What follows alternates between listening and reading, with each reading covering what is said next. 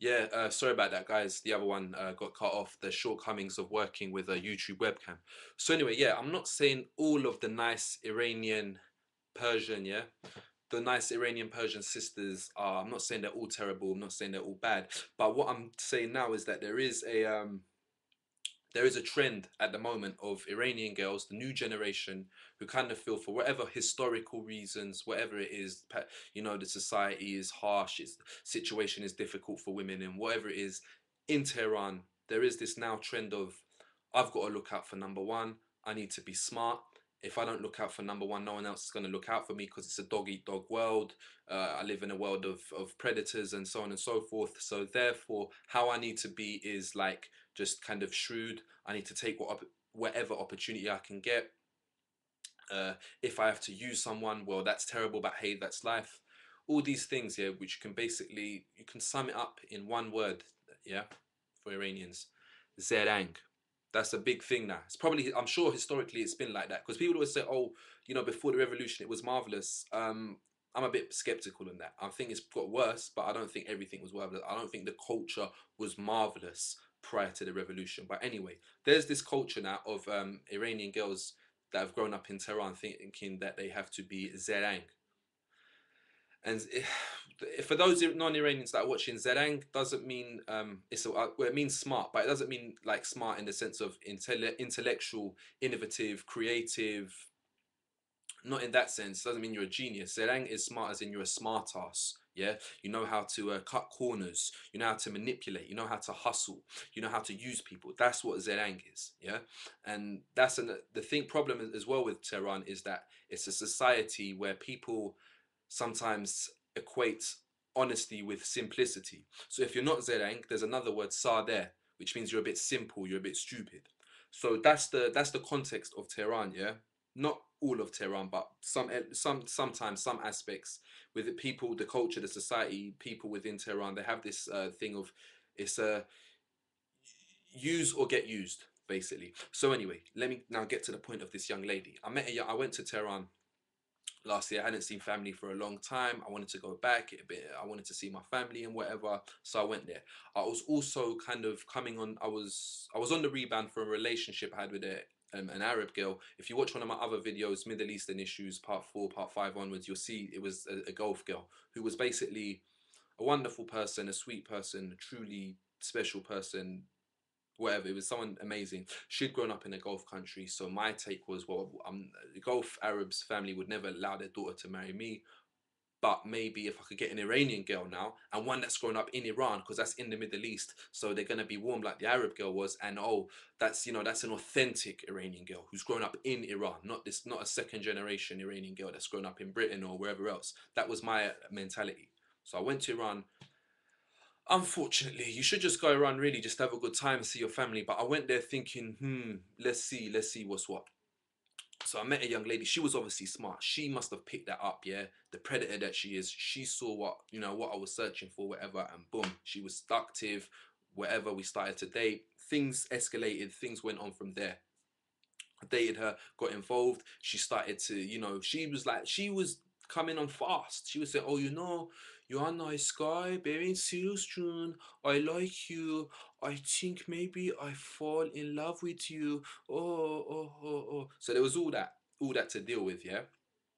I extended my trip in Tehran, whatever. Came back now, stayed in contact, obviously, phone cards, this and that, Facebook, MSN, Yahoo Messenger, whatever. Now, then all that election business happened. And what happened now? She said, "Oh, you need to get me out of Iran now." I was like, "Well, we're just seeing how it goes. Like, I don't know if you're the one in it to bring." No, no. She was like, "No. If you love me, then you do the things for me. If you don't love me, then you shouldn't speak with me. So, if you love me, you must bring me out of Iran and bring me to the Inga land." I was like, "Well, like I'm saying, give me some time. Like, I'm not really ready at the moment to bring you over." She's like, "Well, if you can't bring me over, then I have to find the mans that can bring me. I know this guy in the America. He can bring me over." So she was basically playing hardball, and she was basically saying this. I was like, wow. The way you were acting, yeah, you were acting like you were so in love. The way you were portraying yourself to be was that you would have been prepared to wait. If it was something real, like she could have waited, she might have been she because that's the thing. She tried to drop the ultimatum and she ended up with nothing. She's still in Tehran. The other guy in America, the half American, whatever his name was, the Javad O'Brien or whatever, Henry Hezbollah, yeah, the American Iranian guy, that didn't work out, yeah. He didn't bring her to America, so she ended up with nothing because she tried to be too smart. But the point is, if she was being real, if she was true, I might have been ready at this point now to bring her over. And if not now, 6 months from now. But the point is, I would have like, if she was true, she would have really had an opportunity, but she burnt her bridges because she's trying to be too smart. Why? Because unfortunately, it seems that she wasn't this nice, kind, loving girl, but she was, like many others now in Tehran, a bit of a charlatan and just an opportunist. Now you can say, the society that they've grown up in, she's just being pragmatic. She has to do what she has to do to get out of Iran. But the way I look at it, yeah, to me, that's the you want to call that pragmatism. That's just opportunism to me. You want to tell me like, oh, it's kind of a Machiavellian means to an end. But the way I look at it, the undignified means don't justify the end. Yeah. In fact, forget undignified means. The disgraceful means don't justify the end, because you don't like you're playing with someone, innit? Don't toy with someone. And pragmatism, that's the argument. That's the justification. They're being pragmatic. But when you're like I don't know. When you're trying to be pragmatic at my expense, or I'm saying sorry, but I spit on that form of that manner of pragmatism. Now, but going beyond that, yeah, looking at her in depth now, the there's this whole thing of Iranian culture and the Iranian people themselves are wonderful. It's just the regime that aren't nice, but the people themselves are magnificent. Well, check this out. When I came back from England, yeah, excuse me, when I came back from Iran to England, we were on the phone now and whatnot, and she was like, some girl must have wrote all this stuff on my Facebook wall. She was like, "Oh baby, da da da da, I miss you, da da da da." That Iranian girl, and I was like, "Who is this? Why that girl write all these things on your Facebook wall? What the fuck is that?" I was like, you know what? I didn't ask her to do that. I'll tell her. I'll delete it off my wall now, and I'll tell her, don't write those kind of messages again. Is that okay? No, that's not good enough. If you want to continue with me, if you want me to still speak with you, you must delete her from Facebook, you must delete her telephone number, you must never ever speak with her again. And I was like, come on, like, babe, innit? Like, be reasonable, yeah? I deleted what she wrote on my wall. I told her don't do that again, and I said, look, I'm like now kind of seeing this other girl, and it's not very respectful. So just don't do that. So come on, like be reasonable. No, no, you must do that if you want to see me again. I was like, what? Are you being serious? Is this for real? She's like, yes, I'm being serious. I was like, it's not very democratic. She was like, no, I'm not democratic.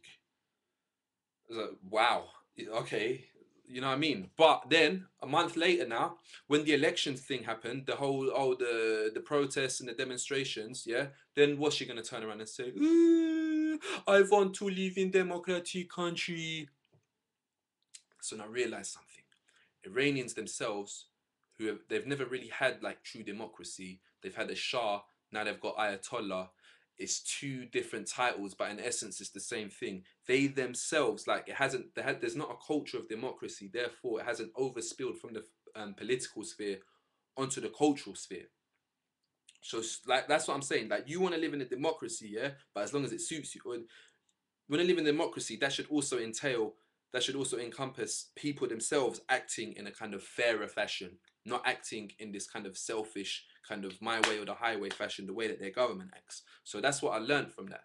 And she was saying, like, because obviously she wants democracy when it suits her. When it doesn't suit her, when there's a little discrepancy, when there's a conflict of interests, it's basically she's saying my way or the highway.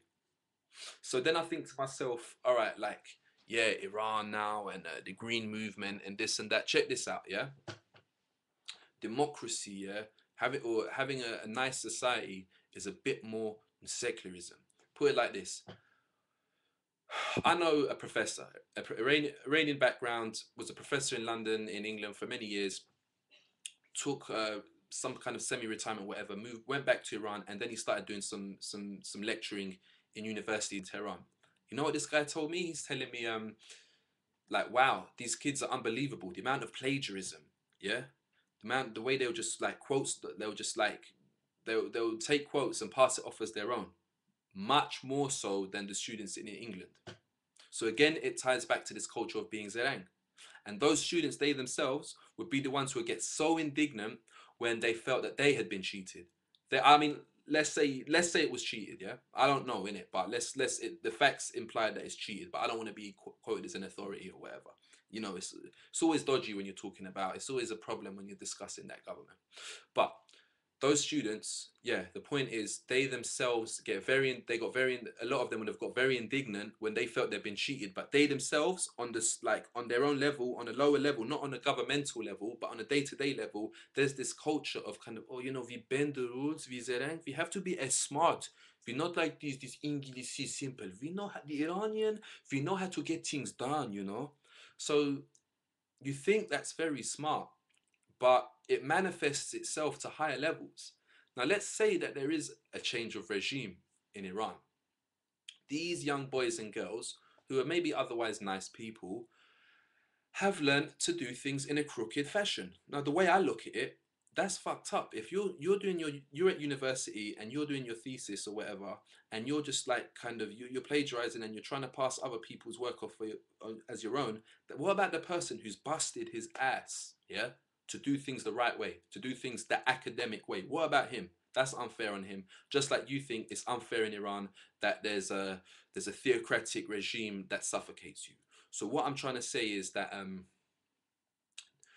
there's problems with the regime, but there is, unfortunately, guys, there is problems with the culture as well.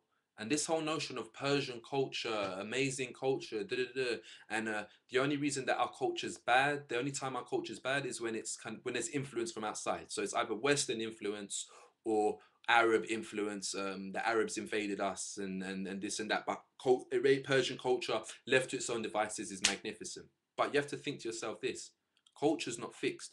Culture is something that's fluid and always evolving. So this notion of a pure Persian culture doesn't really have too much relevance to today, 2010. Why? Because let's look at Islamic culture. Yeah? Arab culture now, I think it's fair to say, not completely, but Arabic culture is more or less synonymous with it. Not completely, but almost synonymous with Islamic culture. Iranian culture, Persian culture, whatever you want to call it, is not, it goes beyond Islamic culture.